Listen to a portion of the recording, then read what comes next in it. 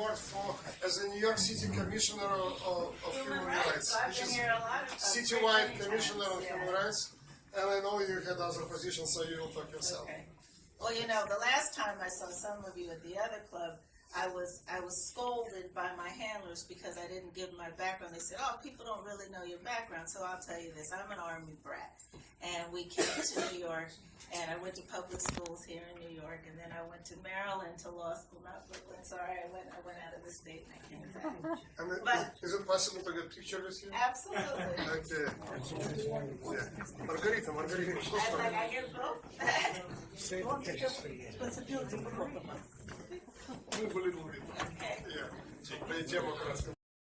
Oh, or my mind. But I was hired in 1983 by Elizabeth Holtzman. So Ann and our careers have sort of crossed paths with each other. We've been in the office a long time. I went to the office. I stayed for about 4 or 5 years. I left. And then I went to an office called the Special Prosecutor's Office. And that office was the office to investigate the criminal justice system. So in that office, I reinvestigated the Tawana Brawley case, and I prosecuted police officers and corrections officers and anyone who was involved with corruption in the criminal justice system in Howard Beach. Then I left that office, the Attorney General's office, and came back again for my second tour in the Brooklyn District Attorney's office under Charles Hines, and I came in as the narcotics prosecutor.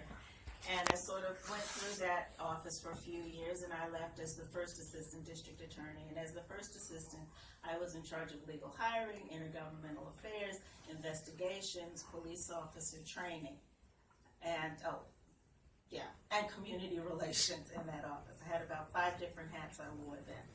And while I was in the office during that period, I was able to train about 8,000 police officers in Brooklyn North. I also created a program called COMALERT, which is Community and Law Enforcement Together. And that program is still going today, and it's a re-entry program.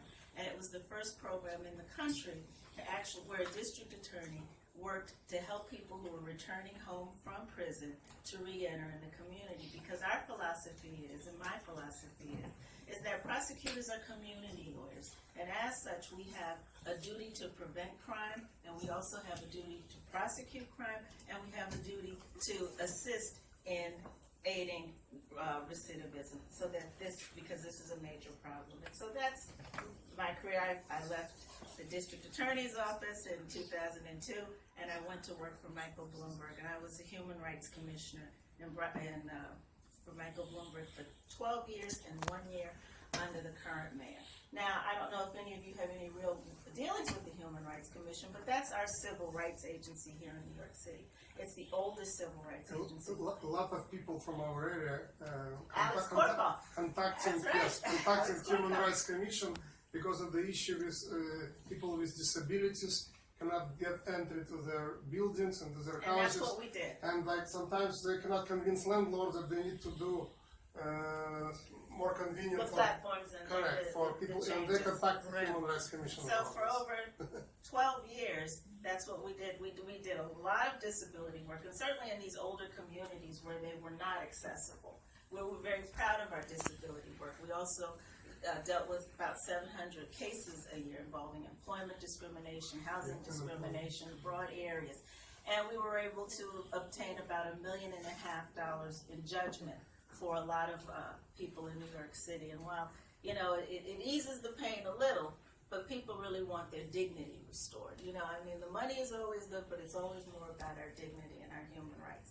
And so I worked there. And then when I left there, I went to work for Governor Cuomo. I was a deputy secretary for civil rights for a time, and then I left there, went to take care of my 90-year-old father until he died, and then I went to work at a law firm. I'm at a law firm now, and I do employment litigation, white-collar defense work, and transportation law. So that's kind of me in a nutshell. Now, why am I running? And I'll tell you really quickly because I know it's late. I'm running, and I tell people this all the time, to restore legitimacy in the criminal justice system. And they say, restore legitimacy, much like him. I said, what does that mean? I said, fairness, integrity, transparency, and equity. My values and my vision, accountability, responsiveness, and transparency. Those are the values that I would expect the assistants that are working for me to have. And a way to do that is to create institutions in the agency so that, we have checks and balances. One thing I talk about is creating an integrity bureau within the agency. Much like the police officers have internal affairs, we have our own internal affairs. And we constantly audit the assistant district attorneys and their cases and their caseloads. And they're not audited by their bureau chiefs. Other people will be looking at the cases. Sort of when your number is called, bring your cases down, we're going to review what's going on. This isn't something that you will know in advance. This is something that you'll know, say, within an hour or two. Because I think constant audits are a way to stay on top of what's going on. It gives other people an opportunity to really look at your case and to ask different questions. Because what happens if you do something all the time the same way, you're going to get the same results. And so you have to change up every now and then. And people have to have an expectation that, well, I don't know what to expect, and I have to be concerned and make sure that this file is complete because I don't know when my number is going to be called and when I have to go talk about my cases and my caseload. The other thing I talk about is making our office, bringing it into this century and having a digital office, having a chief digital officer. In other countries, they have prosecution apps on telephones, and that works for accountability and for transparency. There's a victim app. There's an app for somebody who's been accused, a defendant's app. There's, and there are applications, and so people can go on their phone. They can pay a fine. They can find out what's going on in the case. With their case, they can read the law. If you're a victim, we can work with you through this application, and so you will know at all junctures what's going on. And I think it's a good way to be more transparent and even to be more accountable. And my other issue, of course, is the school to prison pipeline, because we all know that if you're suspended 2 times when you're in the 4th grade, you'll end up with more than likely you will end up with a criminal justice contact. So that's a few of my issues, and thank you for listening, and thank you for having me. Any questions?